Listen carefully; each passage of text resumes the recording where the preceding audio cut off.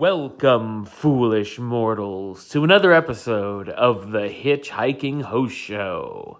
I am your host, your ghost host, Wes Troop, and I am back this week with another episode. Well, we're here to talk about the trending topics over at Walt Disney World, including the parks and the resort itself. So let's see what happened in the news this week, shall we?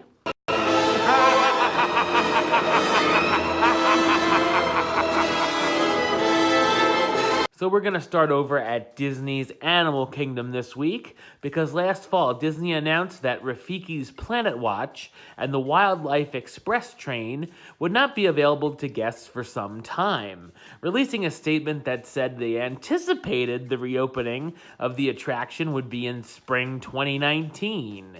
Well, here we are in spring 2019, and it looks like it will miss the original spring opening date. They have now confirmed that the attraction will once again welcome guests this summer, with some special additions to help celebrate the 25th anniversary of The Lion King, and of course that re-release that's coming out this summer as well. So, I'm excited that Rafiki's Planet Watch is opening back up, and the Wildlife Express train is it's a cool thing. It's cool to go over to see,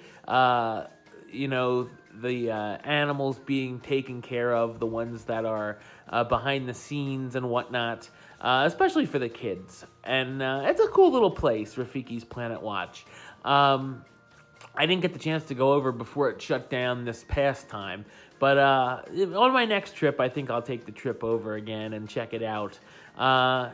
If you're interested in that, there's like the little petting zoo over there and stuff like that. I think if you have young kids, I think it's definitely worth taking a trip over to Rafiki's. So I'll be looking forward to that on my next trip, to go over and visit Rafiki's once again. Now we're going to park hop over to Epcot, because earlier this week, Disney announced Awesome Planet, a brand new original film especially designed for Epcot, which is officially described as an on-screen exploration of the realm we call home, showcasing the spectacular beauty, diversity, and dynamic story of our Earth with all the grandeur guests have come to expect. With spectacular nature photography, immersive in-theater effects, and space sequences created by industrial light and magic, Awesome Planet will stir Epcot guests and deliver an environmental message that will resonate far beyond its final scenes. And yes, this new film, Awesome Planet, will be over at the Land Pavilion, and it will take place, we know the Circle of Life film with Simba, Timon, and Pumbaa that had originally run in that space was replaced, or hasn't been running for a while. This is the thing that's going to replace it.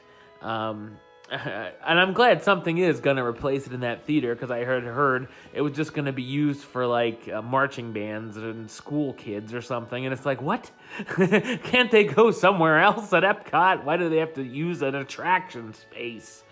But so yeah, Awesome Planet sounds like it's a cool little movie that will be coming to Epcot. And I like the immersive in-theater effects part, that they're going to be revamping the theater a little bit for that.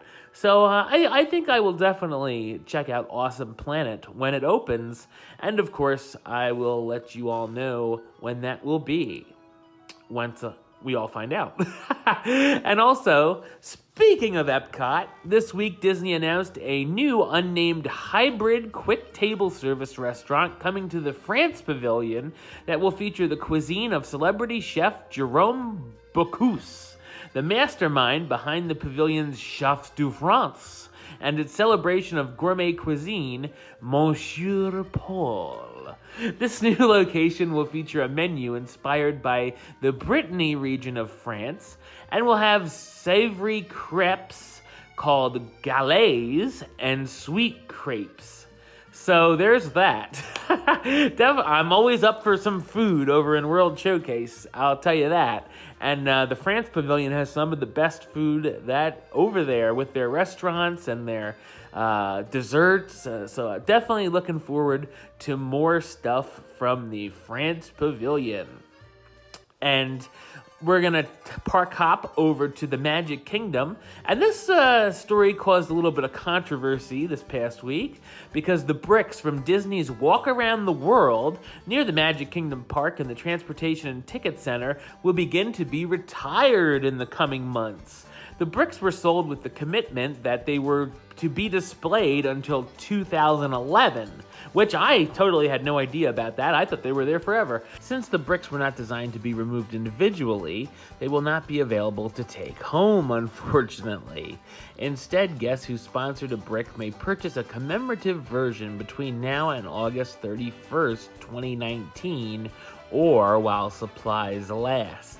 So if you have a brick somewhere in the Magic Kingdom or near the TTC and you want a commemorative version of it, definitely I would get on that while you can, because it doesn't say while supplies last, in case it doesn't go till August 31st.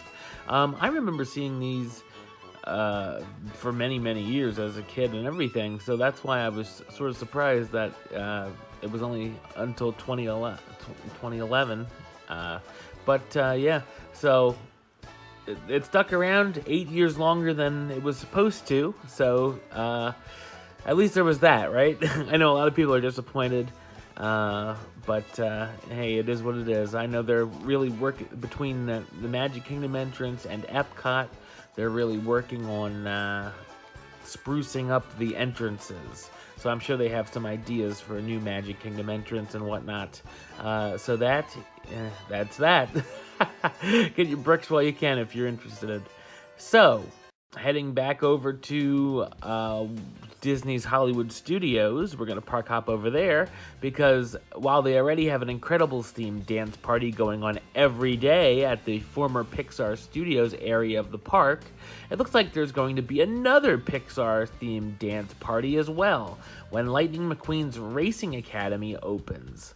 Beginning next week, DJ's Ready, Set, Party Time dance party will be held several times a day and will feature Lightning McQueen's pit crew getting everybody around DJ engaged in entertaining Cars-inspired dances and games.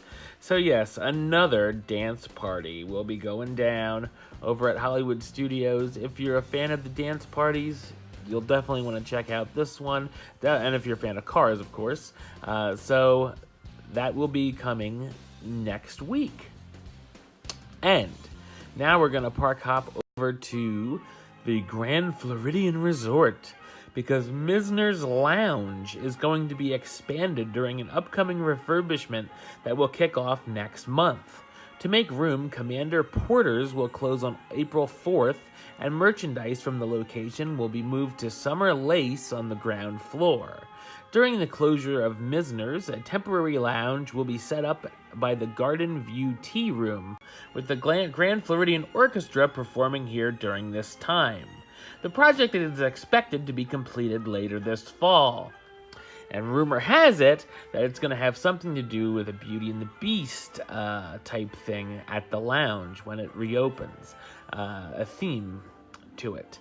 So if you're planning on staying at the Grand Floridian or visiting it, just know that the Mizner's Lounge will be going under refurbishment and that it will be back up sometime this fall. And finally, last year a special guest experience team was deployed at the Magic Kingdom Park during the holiday season to help guests make the most of their day by proactively assisting guests with booking, modifying, and recovering FastPass Plus selections, navigating the My Disney Experience app, and using Magic Bands.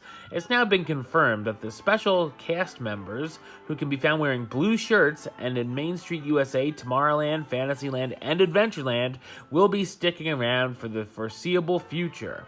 And that's good to know, because for people who are just doing it for the first time, the My Disney Experience app and the FastPass selections can definitely be a headache at sometimes between booking or modifying or if they happen to disappear, which is the worst thing that can happen. So it can be quite a headache or a hassle, depending on how well you are at your technology. So that's great to have. They will be around in those specific lands. So if you need help, just look for some blue shirts. All right, well, that's this week's show. I'll be back next week and we'll see what went down at Walt Disney World. But until then, don't forget to subscribe right here on YouTube, youtube.com/HitchHoShow. Follow the show on Facebook, facebook.com/HitchHoShow. Also, check out the Twitter at HitchHoShow. And if you want to listen to the show, or you are listening to the show, you can do so over on Podbean, hitchhoshow.podbean.com, or search on iTunes under Wes Troop or the Hitchhiking Host Show. Until next time, don't forget to hurry back for the next episode. See ya.